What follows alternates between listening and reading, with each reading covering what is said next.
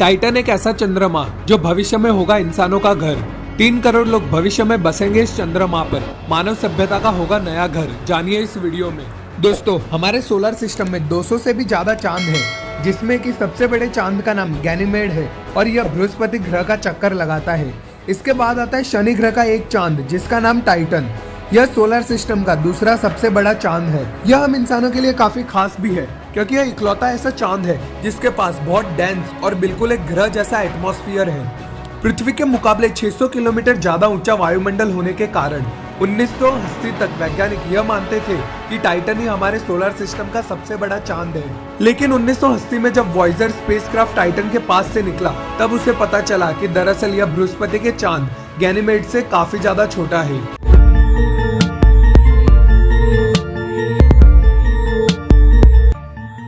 दोस्तों, बात करते हैं टाइटन के एटमॉस्फेयर के बारे में। 95% नाइट्रोजन और 5% मीथेन गैस से बना टाइटन का एटमॉस्फेयर सोलर सिस्टम में सबसे विचित्र है। इसमें से इन 2 गैसों के अलावा जीवन के लिए जरूरी ऑर्गेनिक मॉलिक्यूल कार्बन और हाइड्रोजन भी मौजूद है। 2004 में कैसिनी स्पेसक्राफ्ट को टाइटन के बारे में और ज्यादा जानकारी इकट्ठा करने के लिए भेजा गया था।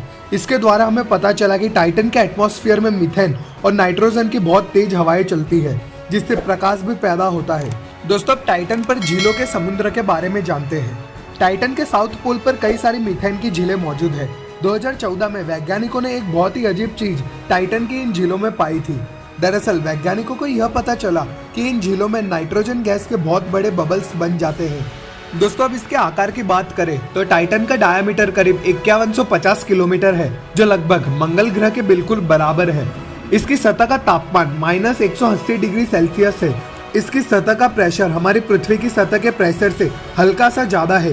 बात की जाए इसके ऑर्बिटल पीरियड की तो टाइटन शनि ग्रह का एक चक्कर पृथ्वी के 16 दिनों के बराबर समय में पूरा कर लेता है। वैज्ञानिक मानते हैं कि टाइटन की आज की परिस्थितियां इसे भविष्य में इंसानों के रहने के लिए और भी ज्यादा अच्छा बना देंगी।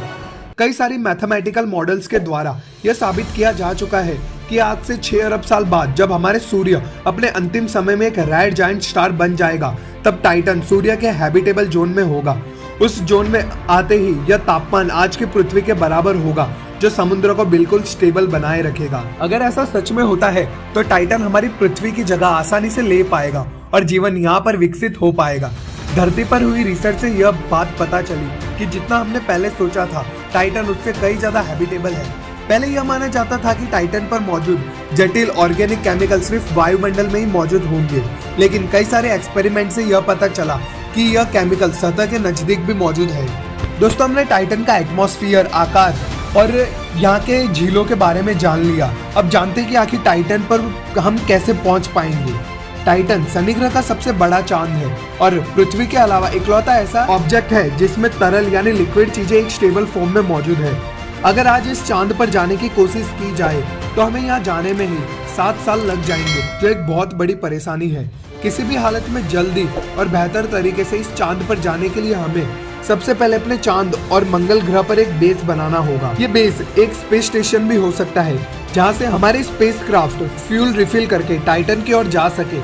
इस तरह से हम 7 साल की जगह केवल 2 साल में ही टाइटन पर पहुँच सकते हैं। खास बात यह है कि इसकी सतह पर क्रायोवोल्केनिक्स भी मौजूद है, जो ऐसे ज्वालामुखी होते हैं जो अपने अंदर से आग और लावा की जगह बर्फ और पानी के धमाके करते हैं। खैर दोस्तों, आपको बता दें कि हाल ही में वैज्ञानिकों ने टाइटन पर एक समुद्र की खोज की है और उनका मानना है कि यह 1000 फीट से भी ज्यादा गहरा हो सकता है। इस समुद्र का नाम क्रेकेन मेयर रखा गया है। यह समुद्र पूरी तरीके से लिक्विड मीथेन और एथेन से बना हुआ है और यह टाइटन के नॉर्थ पोल पर मौजूद है।